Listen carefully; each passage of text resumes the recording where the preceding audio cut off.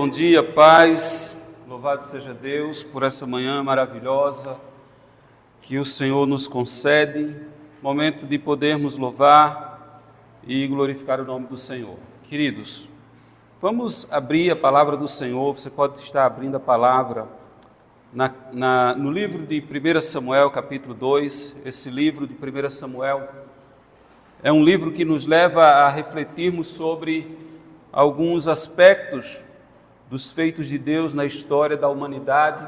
Nós estamos olhando aqui, irmãos, mais precisamente para o ano de 1100 a.C., e aqui nós podemos perceber a ação de Deus na vida de uma pessoa, como por exemplo na vida de Ana. Deus age intimamente com Ana, mas também nós podemos ver Deus agindo na vida da liderança do povo de Israel, como levantando Samuel, trazendo Samuel, elegendo um rei, Saul, depois Davi. Mas também nós vamos ver Deus agindo na existência dessa nação, porque Israel nesse momento estava fortemente sendo perseguida pelos filisteus, atacada. Entretanto, Deus age soberanamente ali na vida dessa nação. Mas também nós vamos ver Deus nesse momento agindo em meio a uma crise religiosa. Havia uma profunda crise e Deus, Ele soberanamente age, levanta Samuel, e ali o Senhor vai meio que caminhar para restaurar a fé daquelas pessoas, confrontar a nação de Israel quanto à sua religiosidade. Mas também dentro desse livro nós vamos contemplar a rebeldia do povo. O povo se rebela pedindo um rei, deixando assim o governo teocrático, partindo para um governo de monarquia. E Deus também vai estar ali atuando. Nós também vamos ver, irmãos, que aqui neste livro Deus trabalha na mudança de realidades.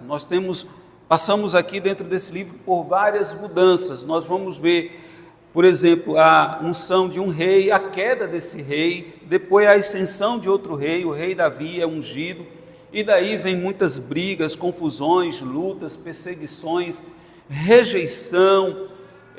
Vamos ter o silêncio de Deus sendo falado aqui dentro desse livro, consulta de mortos. Então nós vamos ver muitas temáticas que esse livro vai trazer para nós estarmos investigando. Então é um livro, irmãos, que nós podemos dizer assim, que tem várias lições para nós extrairmos e pesquisarmos. É por esses aspectos da ação de Deus aqui dentro do livro de 1 Samuel que nós queremos continuar essa meditação neste livro. E hoje nós vamos falar sobre o seguinte tema, meus irmãos: obtendo uma visão do reino de Deus. Você está com a Bíblia aberta em 1 Samuel capítulo 2, eu quero convidar você a ler apenas o versículo de número 2. Depois nós vamos estar expondo este capítulo, de uma forma mais pormenorizada, mas você vai fazer isso acompanhando a exposição da palavra. Então, capítulo 2, verso 2, diz assim: não há santo como o Senhor, porque não há outro além de ti, e rocha não há nenhuma como o nosso Deus. Vamos orar. Querido Deus, amado Pai, estamos aqui, Senhor, reunidos nesta manhã, e pedimos, ó Pai, que o Teu Santo Espírito venha sobre nós, esteja nos instruindo neste momento, em Pai, que nos aproximamos da Tua Santa Palavra, Senhor. Pedimos que o Senhor esteja ministrando nesta manhã, usando o Teu servo, para que o Teu nome seja glorificado e exaltado, Senhor, e que nossas vidas sejam edificadas na Tua presença. Ó Deus, ser conosco nessa meditação, nessa reflexão da Tua Santa Palavra, Senhor. Em nome de Jesus. Amém. Meus irmãos, normalmente os artistas, de modo geral, jogadores, atores, cantores, quando estes estão sendo bem-sucedidos, essas pessoas compram grandes casas, compram verdadeiras mansões, talvez para afagar o seu ego ou algo assim. Mas o que me chama a atenção é que algumas emissoras, elas acabam indo fazer algum tipo de reportagem na casa dessas pessoas. E na medida que a reportagem vai acontecendo, você vai vendo aquela casa, desde o muro externo, depois eles adentram o jardim, por último eles adentram as casas, e eles vão mostrando cada compartimento, vão mostrando cada setor da casa, e você vai ali descobrindo, vendo como aquela casa é bela e aqueles cômodos. Então, aos poucos, aquilo que exteriormente você via de um modo, depois você vai obtendo uma visão maior, mais ampla. Você vai percebendo como aquela casa ali, ela está distante da realidade de muitas pessoas. Enfim, irmãos, essa é uma forma de alguma maneira as televisões irem descortinando aquilo ali. E por fim, as pessoas chegarem a uma conclusão e verem, a título apenas de curiosidade, estarem acompanhando aquelas grandes casas, aquelas grandes mansões. Aos poucos, elas vão se apercebendo, vendo, obtendo uma visão maior daquelas grandes mansões. Mas quando nós olhamos aqui, irmãos, para o livro de 1 Samuel, esse capítulo 2, como nós já iniciamos anteriormente uma meditação, nós já vimos, irmãos, que Ana, ela emite uma expressão de louvor, de gratidão por tudo que Deus fez. Esse capítulo de número 2, ele expressa exatamente isso, uma expressão de louvor, de gratidão ao Senhor. Ana se derrama na presença de Deus, agora com gratidão no coração. Quando nós olhamos o início desse capítulo, é basicamente isso. Ela vai estar dirigindo a Deus esse louvor em resposta àquilo que Deus fez na sua vida.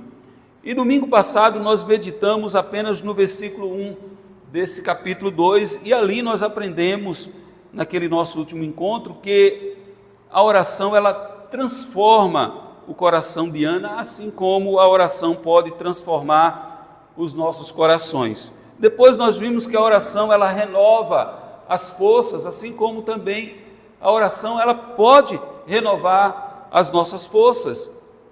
E por último, aprendemos que a oração ela produz vitória, e nós também podemos entrar em oração diante de Deus e sairmos vitoriosos sobre os nossos inimigos das nossas almas.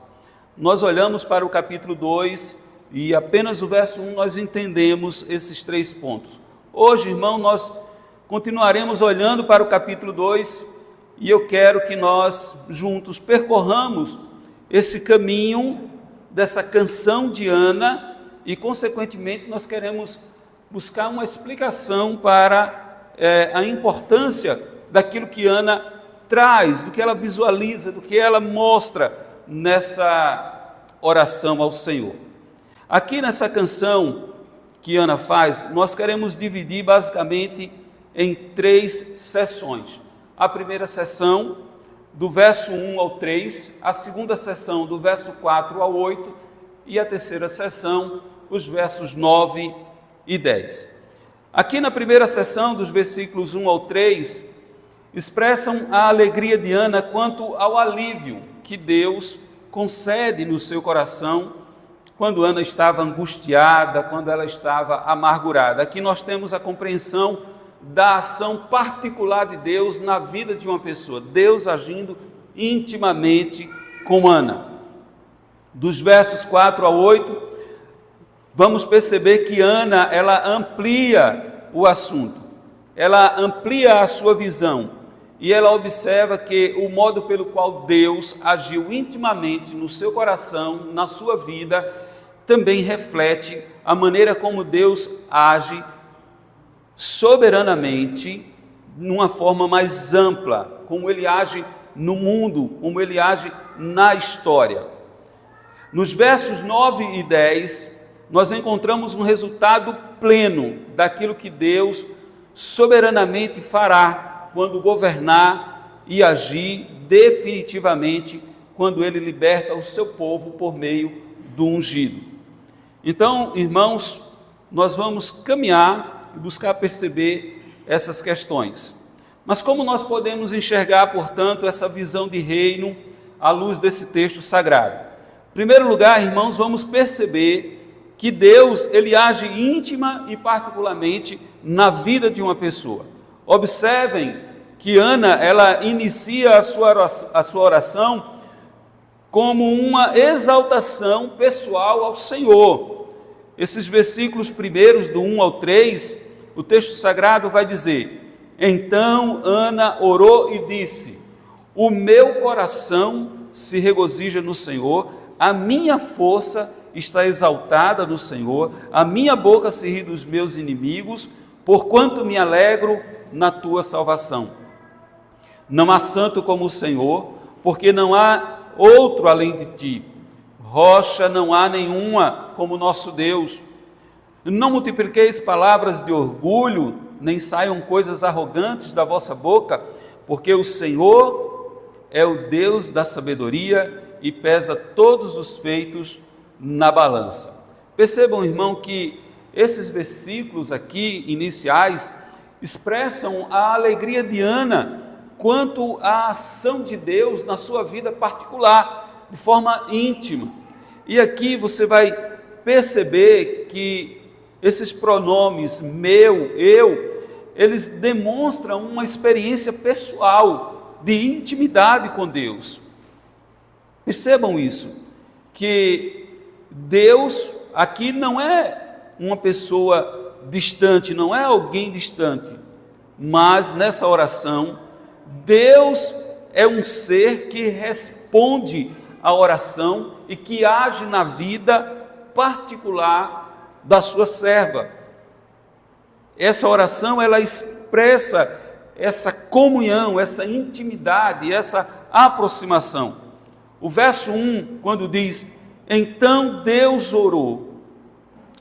Então Ana orou e disse: o meu coração se regozija no Senhor, a minha força está exaltada no Senhor, a minha boca se ri dos meus inimigos, porquanto eu me alegro na tua salvação. Aqui nós percebemos pelo menos 3 questões básicas: que Deus concedeu alívio a Ana, mesmo em meio à angústia, ao sofrimento, que Deus agiu intimamente com ela e agiu na vida dela de uma forma particular, e quando ela mais precisava, Deus agiu na vida de Ana. E percebemos também que há uma expressão de que Deus mantém a comunhão com aquele que busca a presença dele. Então nós temos aqui essa expressão nesse primeiro versículo. No versículo 2, irmãos, Ana, ela faz uma declaração, porque percebam que ela irrompe em uma confissão de profundo conhecimento e de fé em Deus. Ela diz assim: não há santo como o Senhor, porque não há outro além de ti, e rocha não há nenhuma como o nosso Deus. Percebam, irmãos, que essas declarações, elas expressam atributos divinos específicos de Deus. Ana diz que não há santo como o Senhor, ou seja, Ana está olhando para a soberania de Deus, para aquele Deus que é santo, santo, santo, e ninguém jamais será santo como o Senhor é santo. A compreensão de Deus, a compreensão de Ana aqui, vai direto nos atributos divinos. Só Deus é santo como Ele é santo. Ana percebe outra coisa: não há outro além de ti. Ainda que a imaginação humana crie os seus deuses, ainda que as nações levante os seus deuses. Ninguém é Deus como Deus é Deus. Na verdade, não há Deus, somente o Senhor, Yahvé, somente Jeová é Deus soberano. Não existe outro Deus. Mas Ana percebe outra coisa importante. Ela diz que não há rocha, nenhuma rocha há igual ao Senhor. O Senhor é rocha inabalável. Portanto, Ana aqui, ela reconhece 3 verdades sobre Deus. Primeiro, que Deus é santo. Segundo, que Deus é único. E terceiro, que Deus é a rocha inabalável. Mas continuando, irmãos, no verso 3, Ana ela vai fazer uma admoestação contra o orgulho. Percebam que Ana diz: não multipliqueis palavras de orgulho, nem saiam coisas arrogantes da vossa boca, porque o Senhor é o Deus da sabedoria e pesa todos os feitos na balança. Aqui nós vamos encontrar uma mudança na narrativa de Ana. Ela sai da primeira pessoa para a segunda pessoa do plural. Ana usa a expressão não multipliqueis, como vós ou vocês não multipliqueis palavras de orgulho. E aqui, irmãos, pressupõe-se que essa advertência, ela não é uma advertência feita diretamente à sua adversária Penina, mas é uma advertência geral para todos. Ou seja, Ana está falando, ecoando uma advertência para toda a humanidade, todos aqueles que são presunçosos e todos aqueles que se mostram autossuficientes. Mas continuando, Ana, ela dá uma outra declaração nessa sua oração. Se dos versos 1 ao 3, nós percebemos que Deus age íntima e particularmente na vida de uma pessoa, nos versos 4 ao 8, nós vamos perceber que Deus age soberanamente entre nações e os povos. Percebam, irmãos, que nesses versículos seguintes, Ana ela vai ampliar a visão dentro da sua oração. Fato é, nós não sabemos se Ana ela tinha ideia, consciência de que ela estava tratando ou falando de um assunto que refletiria entre povos, entre nações, pessoas futuras.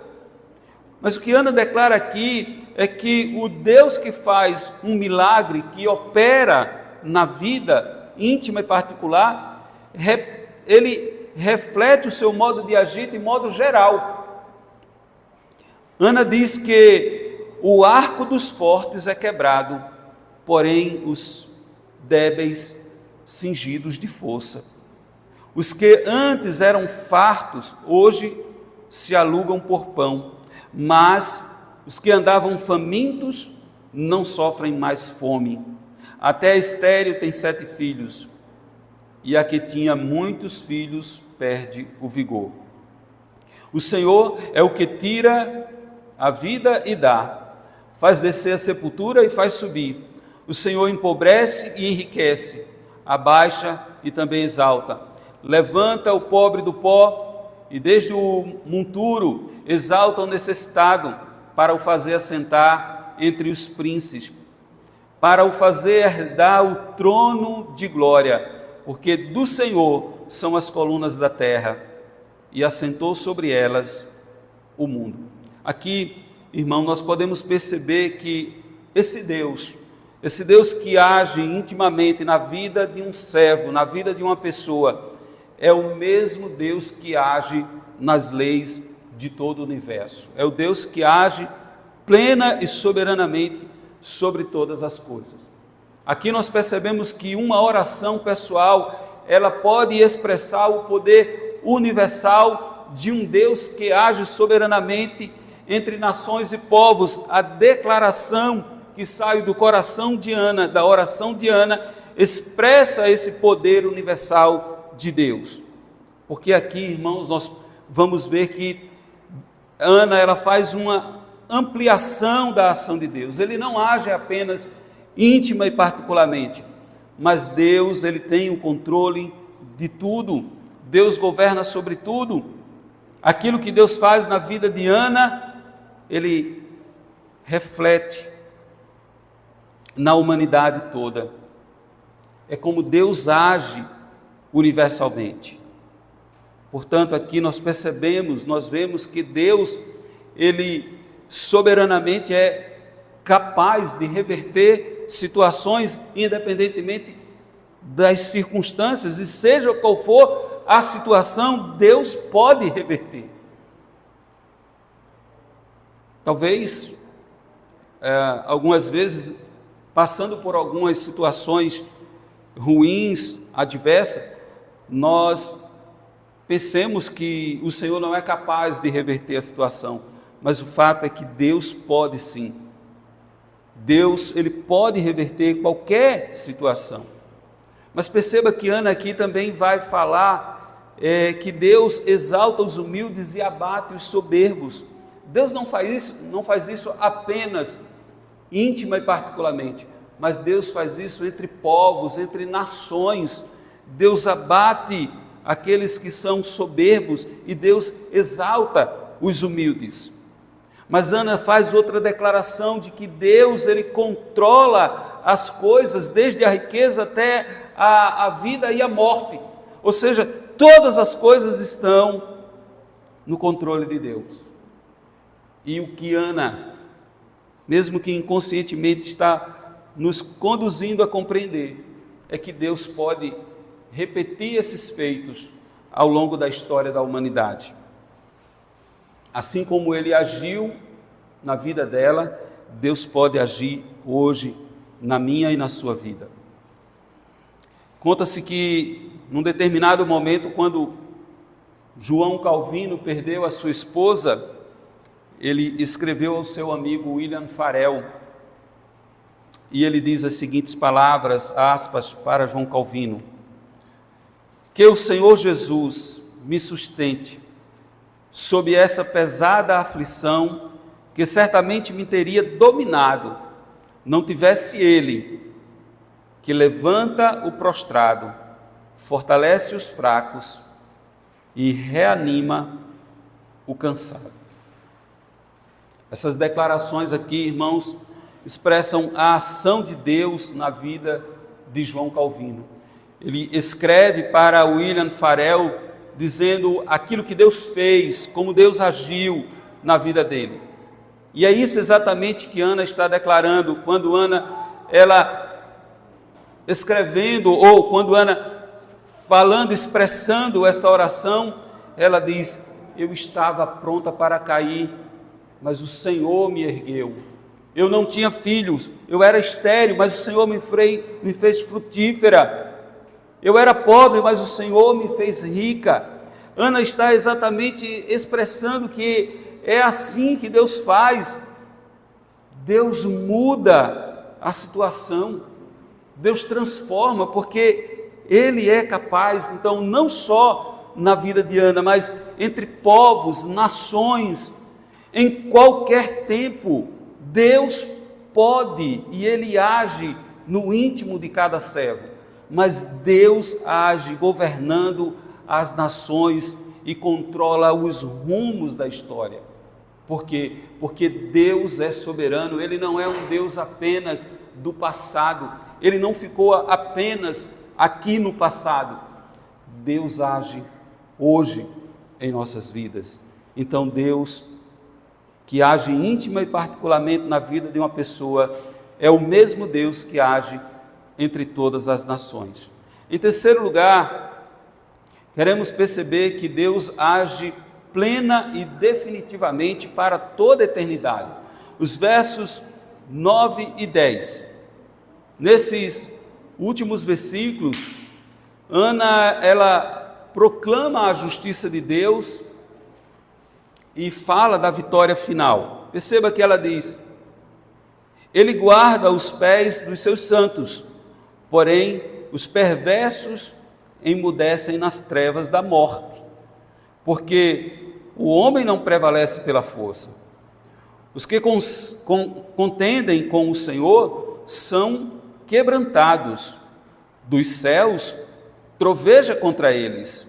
O Senhor julga as extremidades da terra, dá força ao seu rei e exalta o poder do seu ungido. Aqui, irmãos, nós temos uma declaração da parte de Ana, porque ao seguirmos essa narrativa, nós percebemos que ela cresce, ela vai ampliando do íntimo, do particular, como Deus pode atuar em todos os tempos, em todas as pessoas, mas agora Deus, Ana, ela faz uma declaração de como Deus pode agir no final da história.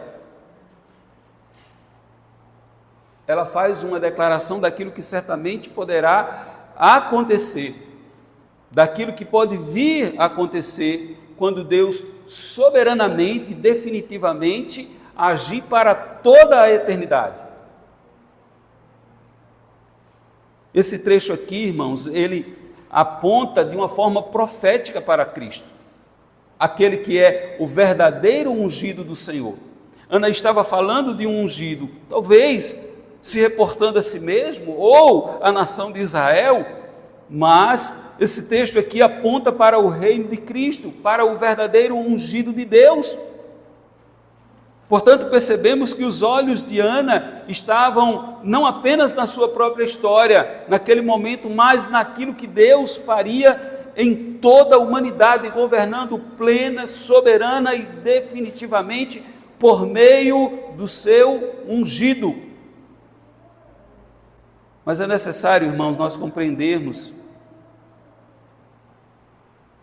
que Ana está fazendo uma declaração daquilo que Deus fará. É apenas uma pequena porção daquilo que Deus fará na humanidade. A realidade de Ana foi mudada.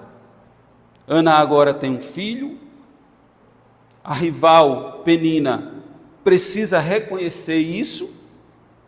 Ana agora está aliviada e a sua rival não representa mais ameaça, porque tudo agora está no devido controle de Deus, ou seja, Deus mostrou o seu poder, Deus mostrou o seu controle, Deus mostrou a sua soberania plena na vida dela. E agora, irmãos, o alívio de Ana é um exemplo da forma como Deus trabalha e como Deus trabalhará quando trouxer o seu reino em sua plenitude, abatendo os inimigos, exaltando o seu povo, reinando soberanamente, colocando todas as coisas debaixo do seu controle, mostrando o controle pleno de tudo. Mas o que Ana nos ensina, irmãos, através dessa oração, nesses versículos, é que os eventos do passado refletem os acontecimentos futuros. Aquilo que Deus trouxe para o coração de Ana, essa declaração, ela traz profundos reflexos para a nossa vida. O que nós aprendemos aqui é que durante toda a história, o Senhor Deus ele tem emitido sinais que são evidentes, que cada acontecimento transita em direção do cumprimento da sua vontade. Cada coisa que Deus faz está indo para cumprir-se com a vontade final de Deus e o reino eterno do Senhor. Às vezes nós não nos apercebemos e achamos algumas vezes que Deus, por questão de alguns acontecimentos, Deus perdeu o controle. Mas permitam-me compartilhar um fato que aconteceu também na vida de João Calvino, quando em 1536, João Calvino se viu obrigado a deixar a França, e ele viaja em busca de um refúgio. O seu desejo era ir para Basileia ou então para Estrasburgo, só que ele desejava um refúgio para estudar e para fortalecer a fé. Só que nesse mesmo ano, em 1536, Francisco I e o imperador Carlos V estavam em pé de guerra. E para não passar exatamente ali, Calvino ele precisava fazer uma volta por Lyon e chegar até Lausanne. Mas o seu plano falhou e ele teve que pernoitar em Genebra. E naquela noite ali, William Farel ele fez uma ameaça sobre o juízo de Deus na vida de Calvino, e ali Calvino teve que ficar e dar continuidade à reforma protestante.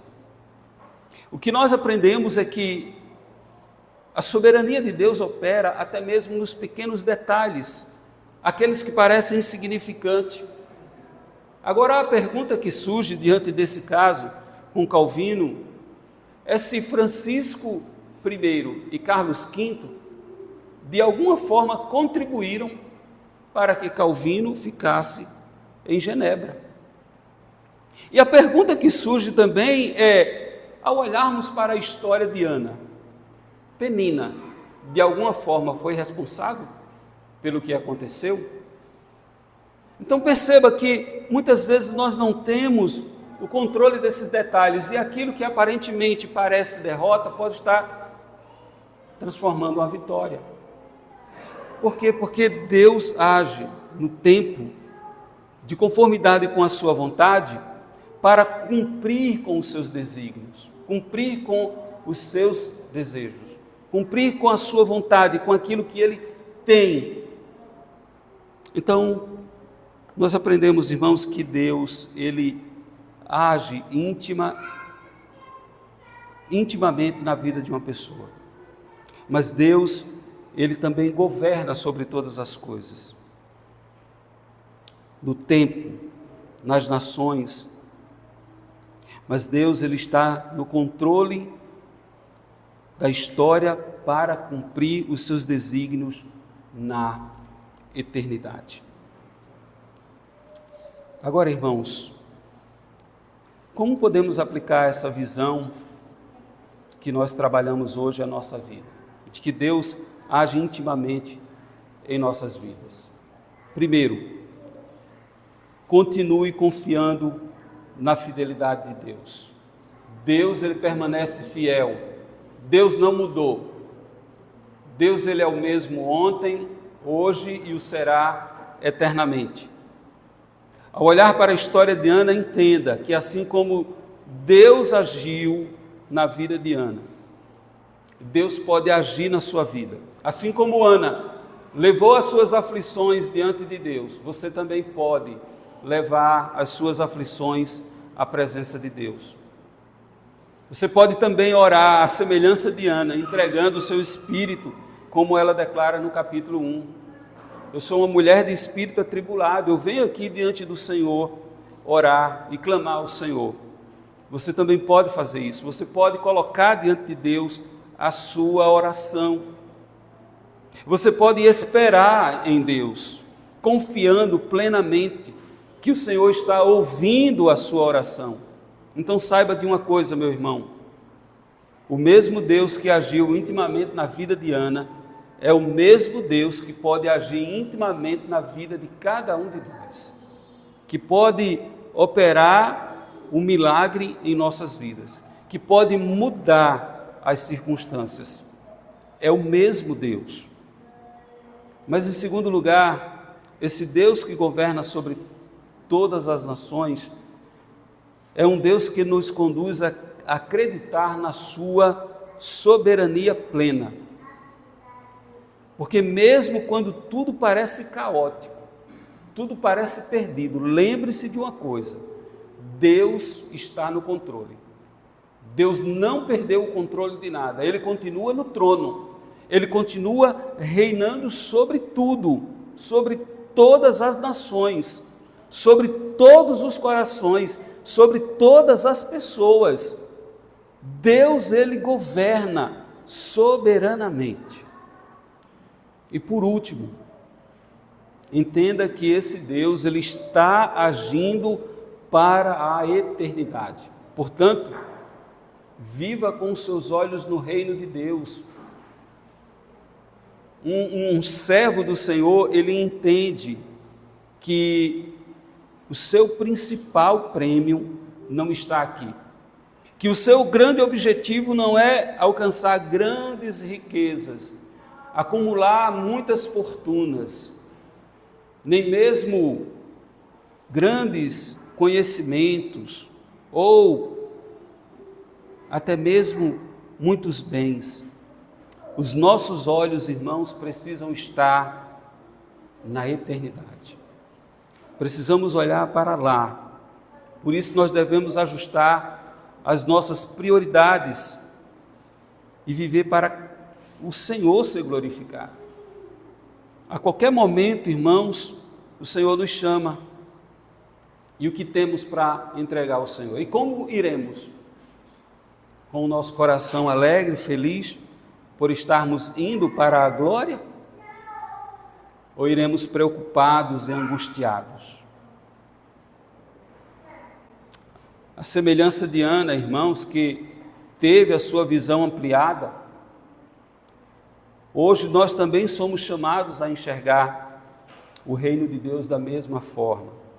E quem sabe, repetir as palavras de Ana: não há santo como o Senhor, porque não há outro além de ti, e rocha não há nenhuma como o nosso Deus. Que essas palavras, irmãos, também possam ecoar, não só dos nossos lábios, mas do nosso coração, do nosso íntimo, e que expressemos dentro de nós verdadeiramente a crença de que o Senhor, Ele age intimamente comigo, na minha vida, na minha família, nas minhas necessidades, mas o Senhor, Ele age e opera entre todas as nações, e o que Deus está fazendo, Ele está concordando para o fim de tudo, para a glória eterna, para o reino soberano do seu Filho Cristo Jesus. Que o Senhor nos ajude, irmãos, a entendermos que o Senhor, Ele continua, assim como Ele esteve no controle da vida de Ana e dessa nação de Israel nesse momento turbulento, o Senhor, Ele continua no controle do trono hoje, em nossos dias. Por mais que nós estejamos passando por momentos difíceis, particularmente, às vezes, na nossa comunidade, na nossa cidade, no nosso estado, no nosso país, mas Deus, Ele tem o controle de todas as coisas, e tudo está concordando para a eternidade, para o nome dEle ser glorificado eternamente. Que Deus nos abençoe, em nome de Jesus. Vamos orar. Querido Deus e Pai, nós Te louvamos, Te bendizemos, Te damos graças, Senhor, porque assim como o Senhor cuidou de Ana, assim como o Senhor agiu na sua vida intimamente, e por meio dessa oração, o Senhor traz uma visão, Pai, de reino soberano sobre todas as coisas, em todos os tempos. Nós possamos nos aproximar do Senhor, Pai, sabendo que o controle está em Tuas mãos, que o Senhor permanece no trono e que o Senhor é Deus. Conduz, portanto, Senhor, as nossas vidas a Te adorar, a bendizer o Teu nome, a entender, Senhor, a Tua ação sobre nós, sobre as nossas vidas, mas a entender também, Senhor, a Tua ação em todo o universo e compreender, Senhor, que todas as coisas concordam para um fim último, que é a glória eterna do Teu ungido. O Senhor nos ajuda nessa caminhada, fortalece a nossa fé, fortalece, Senhor, a nossa vida de oração, faz-nos aproximarmos de Ti, a termos uma vida mais intensa na Tua presença e viver mais, Senhor, para a Tua glória. Ó Deus amado, nós oramos a Ti, Pai, em Cristo Jesus, nosso Senhor. Amém. Queridos irmãos, nós vamos impetrar a bênção e